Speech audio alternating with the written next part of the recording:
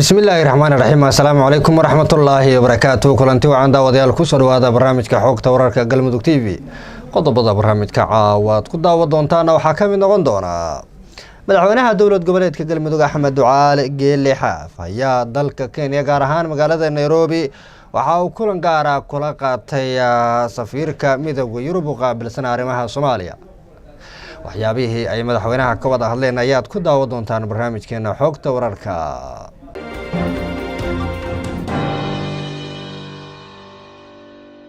waxaa kaloo daawadayaal barnaamijka aad ku daawa doontaan wasiiro ka tirsan dowlad goboleedka galmudug ayaa xariga ka jiray xafiis cusub oo wasaaradda gaadiidka cirka iyo dhulka ay ku yeelanayso magaalada cadaado. waxaad barnaamijka ku daawa doontaan halkaasi warbixinadii iyo sidoo kale khudbadihii laga jeediyey.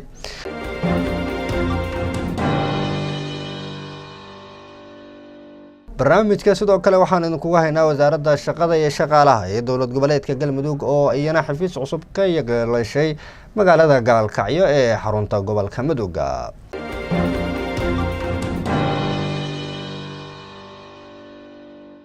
qodobada iyo kuwo kaloo ay ka mid yihiin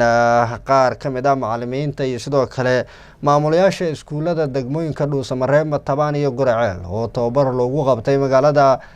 guraceel ee gobolka galgaduud ayaad barnaamijkeena ku daawa doontaan. sidoo kale waxaad barnaamijka ku daawa doontaan wasiirka maaliyadda xukuumadda federaalka soomaaliya ayaa dhagax dhigay dhismo cusub oo ay yeelanayso wasaaradda maaliyadda ee dowladda federaalka soomaaliya. qodobada iyo kuwo kale intaan ku guda jirno xogteena ayaa daawa doontaan. u diyaar garooba mar kale iyo barnaamijka xogta wararka. saadiq ayaa farsameynaya dhanka kaamiradana inaga hagaya. sidoo kale maxamed cabdiqaadir silva ayaa barnaamijkeena la socodsiinaya.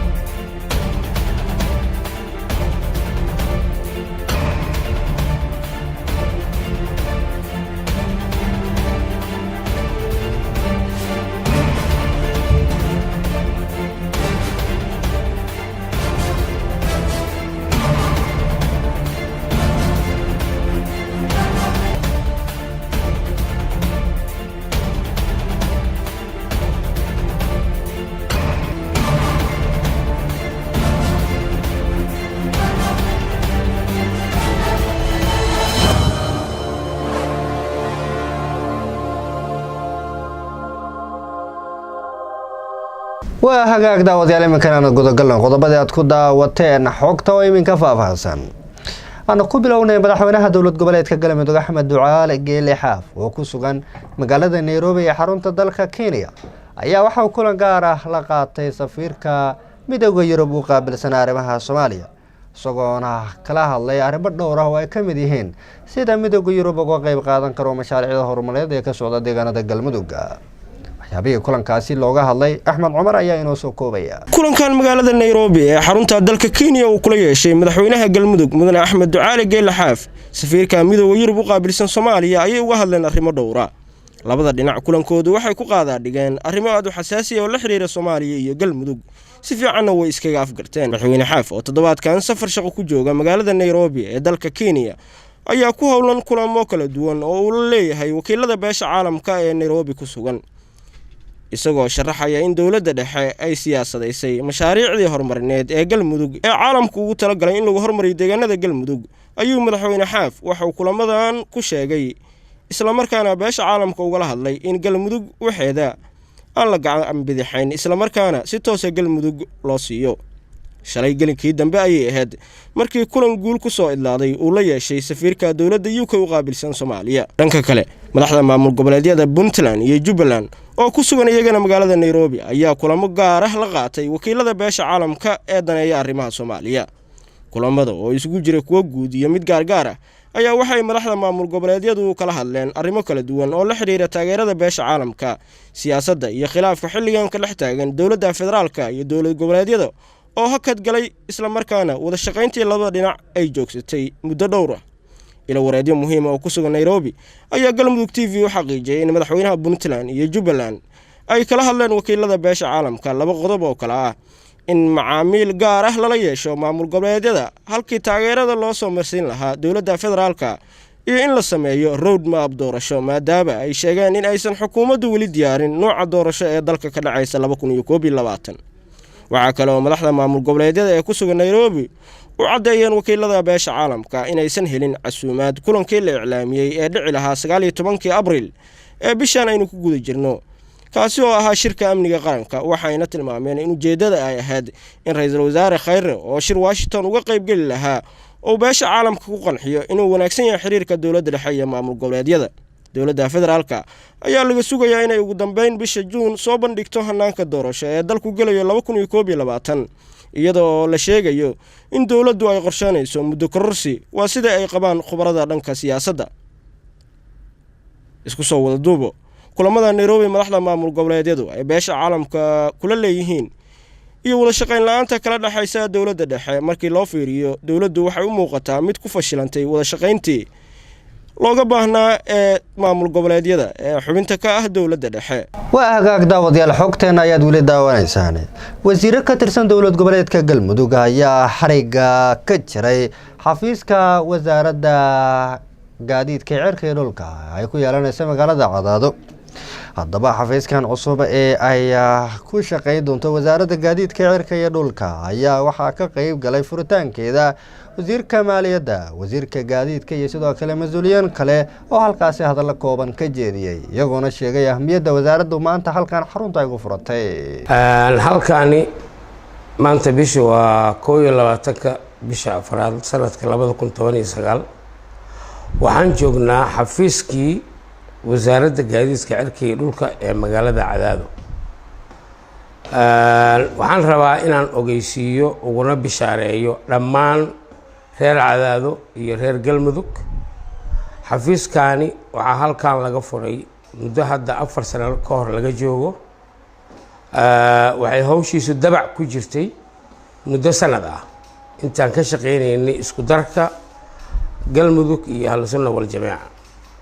maantay xafiiskan waxaa dib loogu furay si loogu adeego dhammaan dadweynaha reer Galmudug qaasatan reer Cadaado xafiiskan waxaan isleeyahay muddo adiga 2 sano iyo bara ayuu u shaqeynayay number targo oo aan isleeyahay tiradoodu ilaa dhowr boqol inay tahay ayaa xafiiskan laga bixiyay dadkuna hadda waxay baahi u qabaan inay mar kale ka helaan adeegii ay uga barteen Galmudug marka reer Cadaado iyo reer Soomaaliya iyo reer Puntland iyo cid kasta oo dani ka hayso xafiiskii wasaaradda gaadiidka ee Cadaado maanta waa furan yahay adeegii bulshada uu u qaban lahayna waa u diyaar sida aad ku arkaysaan wareysigan ama masawirada la socda waxaan taargooyin maanta siinay ilaa 4-5 baabuur cid allaale iyo ciddii u baahatana waa la siinayaa haddaba waxaa jira dadka in been loogu kala warramay oo loo sheegay 400 laga rabaa iyo 500 laga rabaa iyo Cadaado taarga ma qaadanayso iyo annaga taargadan kaligeena loo diidayaa iyo taargadu waa sumadda Galmudug reer Cadaadana ayaga bilaabay ayaga iyo reer Gaalkacyo ayaa lagu bilaabay haddana waxaan geynay isku darkii faa'iidadiisii ka bacdi caasimadii Galmudug ee Dhuusamareeb xafiiskii waan ka soo furnay maantana Cadaada dib looga furay maha kan waxaan maqlaayay dad ka qabay dood baabuurta waaweyn oo xamuulka ah oo jidka dhex marta Galmudug ilaa iyo amar dambe oo annaga reer Galmudug iyo Puntland arrin loo socoto heshiisa ilaa ay ka dhamaato waxaan ugu bishaareeynayaa baabuurta waaweyn oo safarka oo dekedaha alaabaha ka qaada oo gobolada kale ama degmooyin kale wax u gudbisa baabuurtaas inaan taargada Galmudug hadda lagu qasbi doonin laakiin ay heli doonaan xogta sida loola dhaqmayo adiga muddo bil ka bacdi ah haddii alla yiraahdo dhammaanteen waa isku tashi sumadeena xoolaheena geel haddaan sumadanay inaan baabuur sumado weynana wax macquula muddaan hawshaan ku soo jirnay shaqada horta waxaa iska lahaa inteeda badan wasiirka gaadiidka cirka iyo dhulka Mr. Airport haddii aan xoogaa kaabo maadaama wax ay dhaqaalo ku lug leeyihiin ana ahay wasiirka maaliyadda Galmudug ee dadka reer Galmudug waxaan rabnaa inaan u sheegno inay isku tashadaan ma ahan waxaan hadda aan qabanayno annagu inaan leenahay waxaa iskale systemka iyo dowladnimada iyo dadka reer galmudug waxaan rabnaa in laku taageero oo nalaku taageero arrintaas si ay u noqoto dhaba furan oo cid kasta oo systemkaas ama madax ka noqota ama wasiir ku noqota ay u hesho dhaba ay qaadaan oo wax un la isku bedelo nidaamsan haddii la isku bedeli waayo shaqo la qabtay oo qof kasta uu alif ka soo bilaabo waa dhibaato waxaa fiican shaqo aan qabanay in meesha laga sii bilaabo haddii alla idma anagu meesha iska joogi mayno waxaan leenahay wed iyo geeriyaan leenahay ilaahay idankiisa cadaado waxaan nimid iyadoo taargadu shaqaynayso ka furan dadka reer cadaadana aad iyo aadan ugu mahad celinaa waana soo dhaweeyeen wax diidanna ma jiraan mararka qaar waxaad is leedahay dadka kaleba ka horeeyaan waxaana rajaynayaa inay sidaas uga soo horeeyaan haddii alla yidhaahdo waxaan rabaa inaan u sheego oo aan ka codsano ciidanka booliiska kuwa nabad sugidda niisa dhammaan inay u howlgalaan si loo helo taargadaas in lagu koontaroolo dalkan ilaahay nagu abuuray wasaaradda shaqada iyo shaqaalaha ee dowlad goboleedka galmudug ayaa xarun cusub ka furatay magaalada gaalkacyo mas-uuliyiin ka tirsan dowlad goboleedka galmudug oo isugu jira heer wasiir iyo sidoo kale maamulka gobolka mudug iyo kan degmada gaalkacyo ayaa kulankaasi goobjoog ka ahaa ugu horeyn gudoomiyaha gobolka mudug cabdirashiid xaashi cartan wasiirka tamarta iyo biyaha ee dowlad goboleedka galmudug axmed sharaf falagle ayaa si wada jira furitaanka xafiiska cusub ee ka qaybta ah baahinta adeegyada dowladda waxa ay halkaasi ka jeediyeen hadallo kooban oo aan ka soo qayb galnay xafladii xarig jarka xafiiska wasaaradda shaqada iyo shaqaalaha ay ku lahayd gobolka mudug sidoo kale waxaa sharafkeenu maanta inay nala joogaan wasiiradii dowlad goboleedka galmudug oo uu ka mid yahay wasiirka tamarta biyaha oo u joogaan howlo shaqo iyo sidii loo dardargelin lahaa shaqooyinka ay ka leeyihiin ka wasaarad ahaan deegaankan gobolka mudug mudanayaal saad la socotaan isku dilaa wuxuu sheegay oo inuu hor u magacaabaa laakiin wasiirku maadaama uu yahay wasiiradii madaxweyne axmed ducaali geele xaafid uu dhawaan magacaabay waxaa inooga muuqata oo aan arkaynaa dardar ka gedisan wixii aan arki jirin isku dilaa waaga hore uu shaqayn jiray asagoo wakiil ah ku shaqayn jiray meel markaasi asaga qaada laakiin maanta waxaan u jeednaa guriga weyninka badan leh oo wasaaraddu ay yagleeshay ee kasoo shaqaysay dhismaha weyninka badan leh mujtamaca faraha badan la isugu keentay rabta in ay daadihiso barnaamijyadeedii u gaarka ahaa oo ah shaqada iyo shaqaalaha saad la socotaan annaga ka maamul ahaan gobol shaqada iyo shaqaalaha waxay lagu tahay waxyaalaha wasaaradaha aan sida gaarka isha ugu hayno maxaa yeele waxaa la yidhahdaa shaqa la-aanta unemployment waxaa afka qaalaad ku yidhaahdaan gobolkan wuxuu ka yahay meelaha ugu sarreysa gobollada soomaaliya ka jira sidaa daraaddeed marka waxaan rajaynayaa maadaama wasaaraddii loo igmaday arrimahan oo xukuumaddii ka socota ay ahmiyad gaara siisay furitaanka xafiiska diyaarinta shuruucda iyo qawaaniinta shaqada iyo shaqaalaha sida labor actiga iyo waxyaalaha kaloo la halmaala waxaan aaminsanahay ka maamul gobol ahaan inay kaalin buuxda naga siin doonto xafiiska kan waa ugu dambeysay dowladda maxaa siyaad baqay waxaan is leeyahay amni iyo dowlad baa soo noqday ilaahay baa naga mahadnaqaya wasiirkana waa ku sharfayna waxaan leenahay wasiirka jira noqo haddaad xafiis noo furtay gurina noo dhistay aan kila ahayn oo shaqada iyo shaqaalaha ah ku magacaaban ilaahay mariyo wasiirkana intaasaan gaar loo leeyahay waxaan ku darayaa xafiis cadaaladeed inuu noqdo oo xafiiskani xafiis qabiil lagu maamulo oo qoys lagu maamulo oo graduation meelo kale looga yimaado oo loo lunta uusan noqone qofka shaqaalaha magaciisu halkaa yaalo tartan lagu galo bulshada deegaanka u dhalato wax u baratana laga shaqaalaysiiyo salaam maanta waxaan dhihi karnaa gobolka mudug waxay u tahay maalin farxadeed oo maadaama la furay xafiiskii shaqada iyo shaqaalaha gaar ahaan dhalinyarada waxay u tahay maalin farxadeed waxaan aad ugu hambaleynayaa in iyadoo muddo ay galmudug shaqaynaysay in haddana aysan suurtagelin maanta ilaahay suurtageliyey taas hadda waxaa dhihi karaa waa aad bay maaragtay aan wasiirka uga mahadcelinaya in maanta xaafiiskii la furo shaqadii shaqaalaha wasiiradana dabcan dee shaqooyinkooda ugu horeysa waxay tahay in meeshii saldhigga ahayd in la furo oo lagu shaqayn lahaa waxaa uu wasiirku soo diyaariyey xaafiiskii caasimadda haddana waa xafiiskii labada ka furay aad iyo aad baan kaaga mahadcelinayna wasiir xafiis in la furo oo la furo wuxuu loo baahan yahay in la fahmo dadka waxaa laga rabaa inay fahmaan xafiisku wuxuu yahay cidda fadhidana waxaa laga rabaa xafiiska qaabkay u fadhiyaan inay yaqaanin maanta Soomaaliya ciddii mas-uuliyad haysa ama federaal ha noqoto ama maamul goboleed ha noqoto ama dhinaca doonta ha noqotee 3 qof baa qof fadhiya kursigaas siyaasad meesha fadhiya qof qoys u fadhiya iyo qof qaran u fadhiya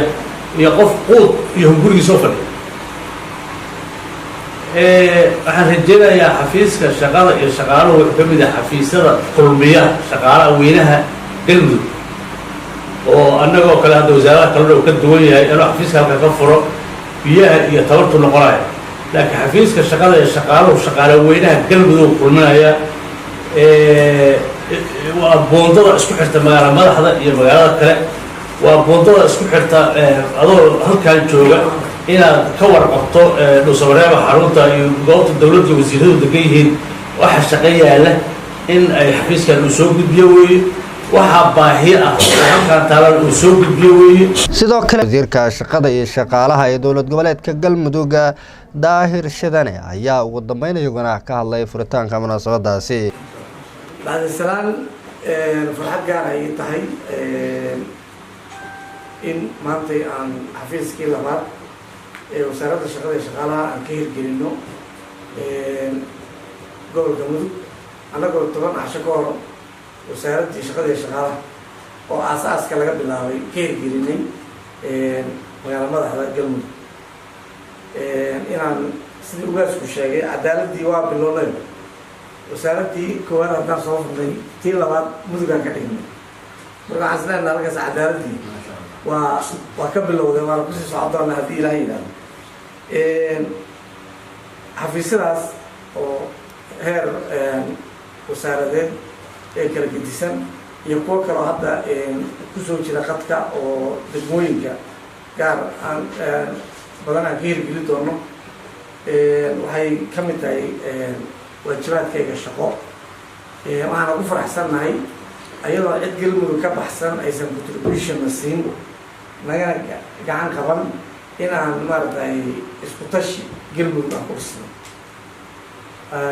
waxaan si gaara ugu mahadcelinayaa xafiiskaan inuu heli karo agaasimaha guud ee madaxtooyada galmudug oo gacan hagarla-aana naga siiyey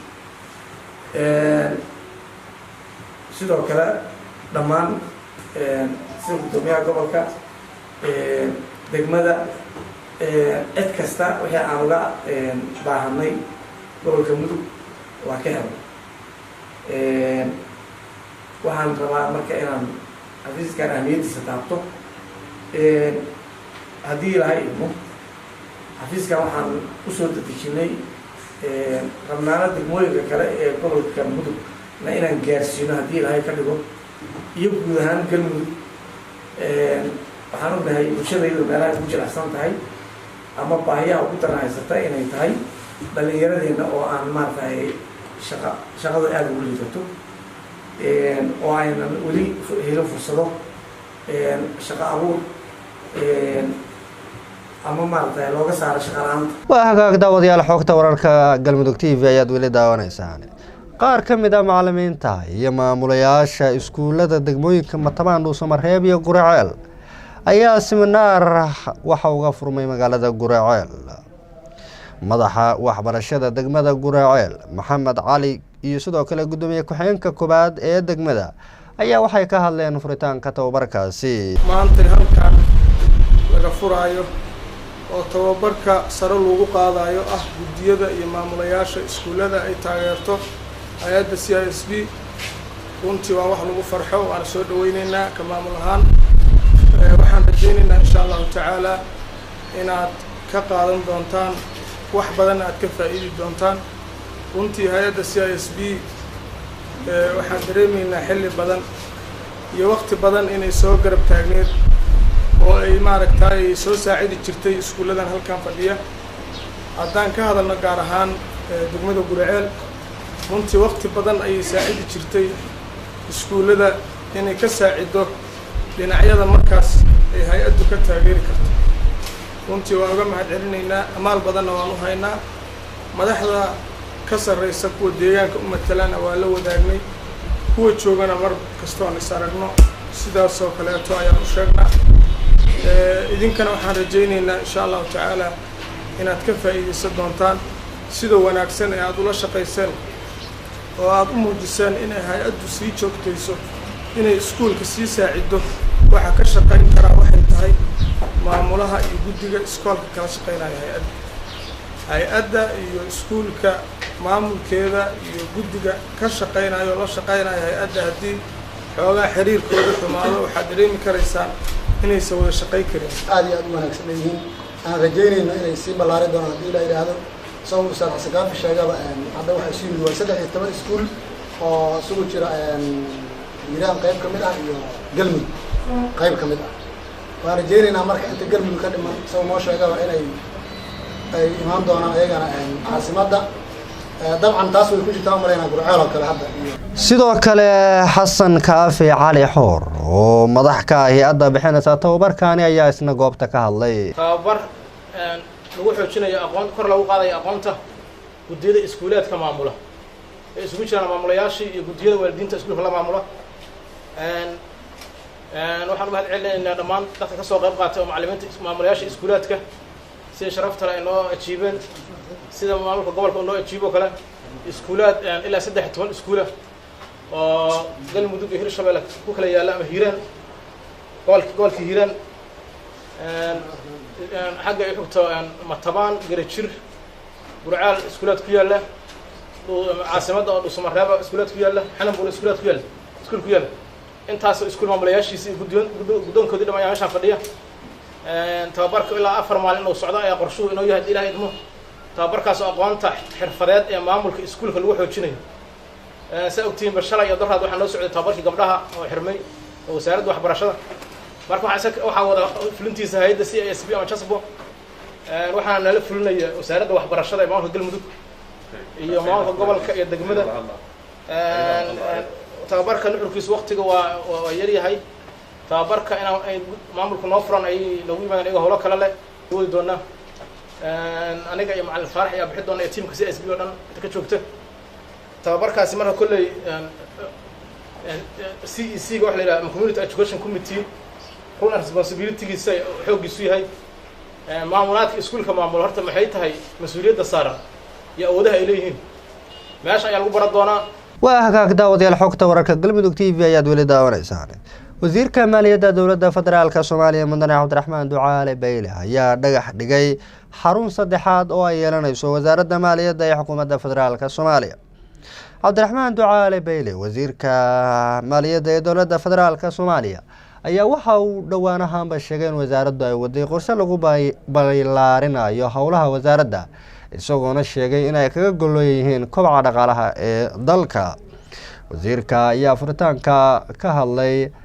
waa xaruntaas cusub dhagax dhigeeda isagoona sheegay in ay doonayaan in wasaaraddu ay ka howlgasho degmo kasta iyo deegaan kasta ee Soomaaliyeed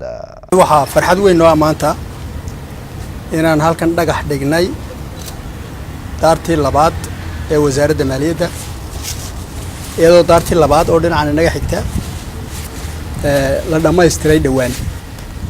oo dhawaan ku soo guuri doonto wasaaradda maaliyaddu daartaa cusub dhismeedu dhammaaday waxaa bixiyey oo inaga caawisay dowladda Sweden tan oo mataanteedii ah oo maanta dhagaxeedii aan dhigayna dhawaana insha Allah la bilaabi doono ayadana waxaa bixiyey banka adduunka labadaba runtii aad baan ugu mahadnaqaynaa waxaana ballan qaadaynaa in shilin waliba sidii dollar waliba ama shilin waliba sidii loogu talagalay u baxo yaan ballan qaadaynaa injineer Maawel iyo injineer Cusmaan waxay ballan qaadeen in wax walba sidii yaa loo sameyn doono designkii isla aragnay wixii loogu talagalay isla aragnay halkan yar agteedan galay maalin walba halkan iman doono aan isla eegi doono waxa meesha ka soo baxa noqdo wax jiilkiisu ku manaafacadsado inuu noqon doono ayaa ku talagalaynaa sida adduunyada kale laab iyo ma garanaysaa googoyn iyo waxaas aanay jiri doonin daartan sida loo dhisay waa si wax ku oole weeye oo taasan ka ayaan ka shidaal qaadanaynaa marka dadka Soomaaliyeed waxaan u sheegaynaa in dhismaha waddanku socdo waxyaalo badan imika la habeeyay oo la saaray oo loo baahan yahay inay yididiilo keento yididiilo inay noo keentay in hore loo socdo waa hagaag daawadayaal guud ahaana inta ayaan ku soo gabagabaynaynaa barnaamijkeena xogta wararka Galmudug TV saadaq ayaa farsameynayay dhanka kaamirada naga hagaya Maxamed Cabdiqaadir Telefaan oo la socodsiinay intaan ku kulmi doono barnaamijkan kiisa xiga sida iyo nabadgelyo